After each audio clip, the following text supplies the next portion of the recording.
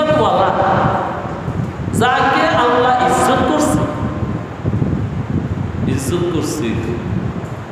এই জমিনের মধ্যে 10,000 বছর ইবাদত করছে, আল্লাহ খুশি হয়ে আসমানে তুলে দিয়েছে।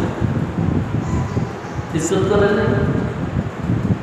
প্রথম আসমানে 10,000 বছর ইবাদত করছে, আল্লাহ খুশি হয়ে 2 নাম্বার আসমানে তুলে দিয়েছে। 2 নাম্বার আকাশে 10,000 বছর ইবাদত করছে, আল্লাহ খুশি হয়ে 3 নাম্বার আকাশে তুলে দিয়েছে।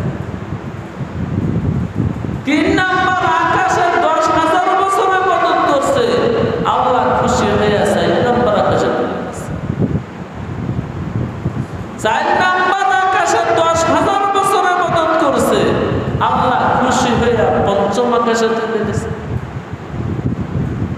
5ম আকাশে 10,000 বছর ইবাদত করছে, আল্লাহ খুশি হয়ে 6ষ্ঠ আকাশে তুলে দিয়েছে। 6ষ্ঠ আকাশে 10,000 বছর ইবাদত করছে, আল্লাহ খুশি হয়ে 7ম আকাশে তুলে দিয়েছে। তাইলে তাকবীর একবার করছে, কয়বার? 7 বার। 7 আসমান পর্যন্ত নিচে তাকবীর করছে 7 বার। অর্থাৎ সে একবারের মুকাররম না, সে 7 বারের মুকাররম। আল্লাহু আকবার।